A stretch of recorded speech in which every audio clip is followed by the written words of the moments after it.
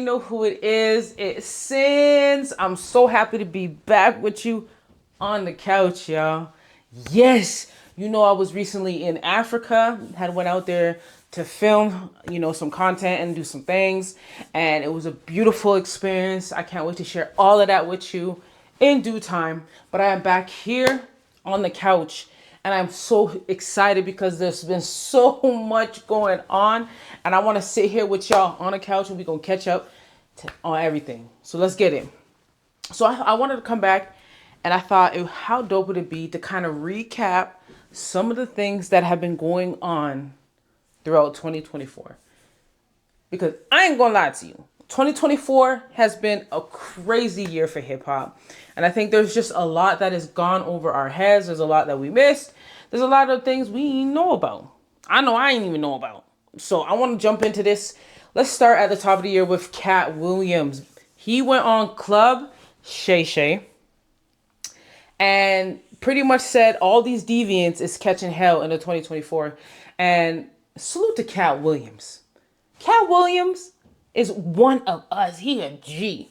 Salute to Cat Williams because for as long as I've watched Cat Williams, his stand-ups, his interviews, just his demeanor, you could tell that he's a real one. He really stands on, speaking truth to power. And I think that's why people love him. Obviously, he's hilarious, but he's real. He's real.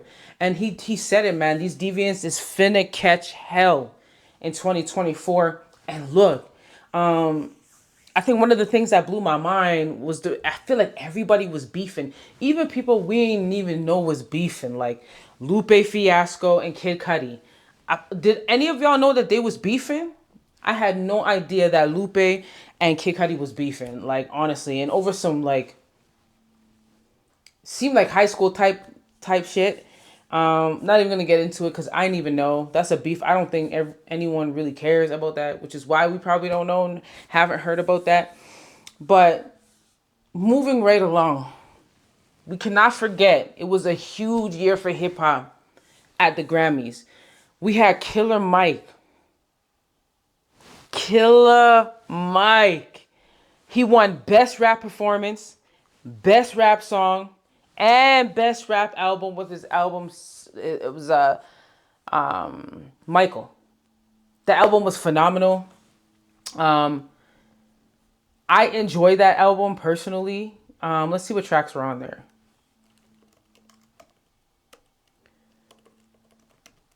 He has some bangers on there. Okay, there's a record on there featuring Andre 3000, Scientists and Engineers. Oh, and featuring Future. I would play it. I don't want to play it because I'm going to get copyright, but I'm going to pop it up here. Y'all go check out this record off Killer Mike's album, Michael. It's called Scientists and Engineers featuring Future and Andre 3000 and Aaron Allen. This record is Andre 3000 just one of them ones.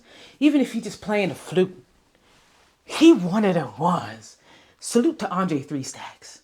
But yeah, Killer Mike, clean sweep at the Grammys. Clean sweep at the Grammys. Of course, a lot of people felt like he didn't do numbers like other people did numbers, and how could he have won the Grammys? But I think it's one of those moments where historically the Grammys has always gotten it wrong when it really came to hip hop and even R&B soul. A lot of R&B soul albums throughout the history of music really have deserved album of the year but haven't gotten it and have lost to other artists in that category. And I'm not going to get into the politics of all of it, but it was really nice. It was nice to see that Killer Mike won in that category for the type of body of work that he made, because it was the flyest, dopest, countryest, like woke shit I've ever heard. Like Michael was a real dope album. There's a lot of nuggets and gems. He's really trying to feed the minds of the generations coming up underneath him, and he's always been trying to school his people on game, especially the people where he comes from back home. And I just think to see that win at the Grammys, it meant a lot to me because I'm an advocate for hip hop, a genre that gave so much to so many. So, but let's keep it moving, man, because there was a lot going on in 2024, like a lot, and I don't want to miss nothing. Kanye West dropped Vultures. Now, I always wondered, like, do people really... I personally listened to it. I listened to it through, like, when it dropped, from top to bottom. And I'm like, obviously there's bangers on this. Like, it's Kanye West. Obviously there were bangers. Featuring Ty Dolla $ign, by the way. But it's not a project I go back to. And I'm like, I don't know. I think there could be for a lot of reasons. I think for Vultures is you have to listen to it I feel like you have to be in a certain setting. Like, I'm not getting up in the morning and throwing Vultures on. That's not what we on. Like, I'm not doing that.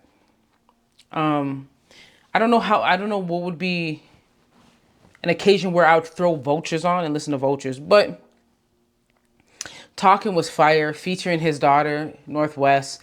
That was a whole freaking moment. She's such a freaking, little replica of her pops. I love to see it. I thought that was dope as a moment. There's definitely some bangers on there. We're not saying that there isn't. And I mean, if we just talking about numbers, Kanye moved a lot of numbers. Album was number one on the Billboard Top 200. Sorry, he moved 148,000 units. All 16 songs debuted on the Hot 100, and it's Kanye's 11th number one album. That's crazy. 11th number one album. I think it's a testament to who Kanye is. I don't know if you guys have seen the documentary.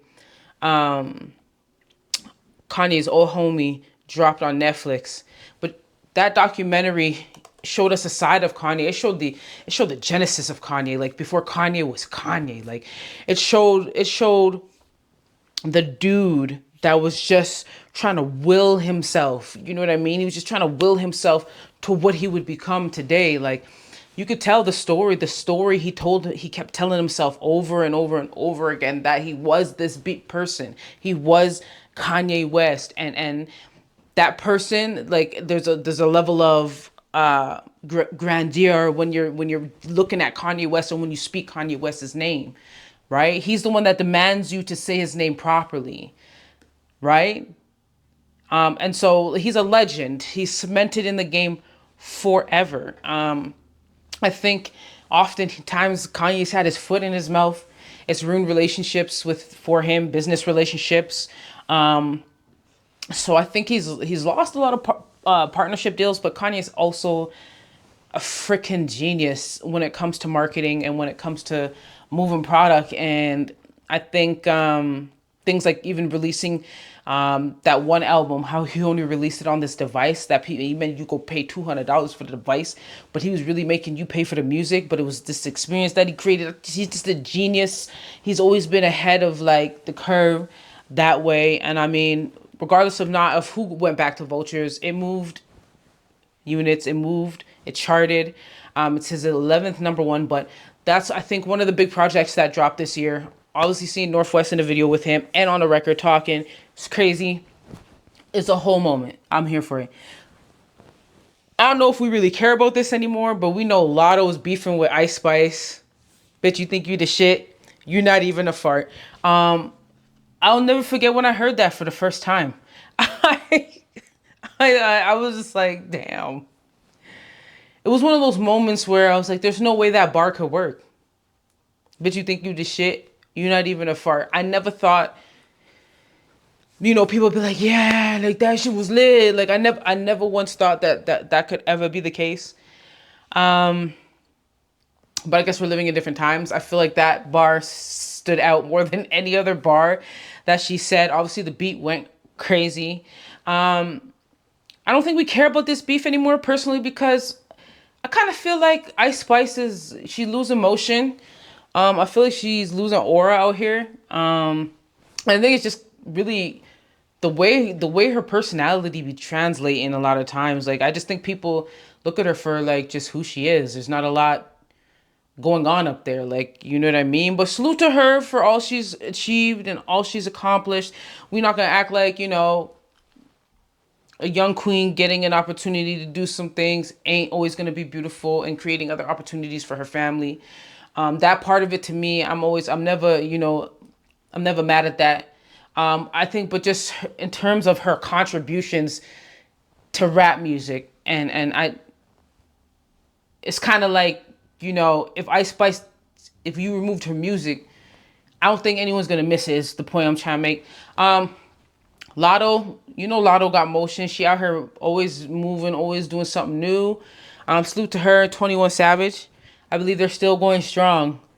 Let's make some noise for Black Love, y'all. Come on, make some noise for Black Love. Yes, sir. Okay, let's keep going because there's a lot that happened in 2024. And honestly, as much as I want to get to all the shits in this video, we might have to do a part 2. I'm not even going to hold you. All right. What else happened? Because a lot happened in 2024 and a lot still happening in 2024. In fact, the residual shit that's going to be the residue in the air and all that's going to be left from all the shots that have been fired in 2024 are already fanning into 2025. It's not a joke. It's actually not a joke. Whew. Okay. Let's clap it up for Usher, please. Can we clap it up for Usher, please? Can we make some noise for Usher, baby? Please, can we do that? Man, Usher had, I think, one hell of a year.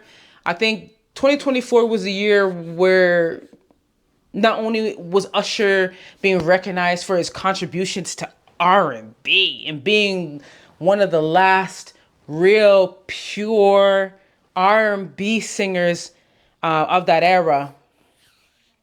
I think, 2024 was about Usher getting his flowers, but it was also about Usher breaking up happy homes a little bit. If you know what I mean, Keke Palmer and her man, that was crazy. We have to salute Usher. We got to salute Usher because his Vegas shows have been going crazy. And just when I thought they couldn't get any crazier, and we'll get to it, man, if you're thinking it's sweet at these concerts, it's not. There's a lot going on, but we gonna get to it. So Usher, he has these tributes. I remember he had the BET tribute. And just speaking on that real quick, I will not lie to you. There were a couple artists like, listen, I love Donald Glover, Childish Gambino, whoever he is, whatever name he's going by today. I love him, okay? I think he's a little cuckoo for Cocoa Puffs, but I love him. I think he's so talented, etc. Should he be on stage singing as a part of a tribute to Usher, one of the greatest male R&B vocals of all time? Hell motherfucking no. I don't know what he was doing. It was mad awkward. I think out of all the male R&B, you could have got Mario up there. Like, what are we doing?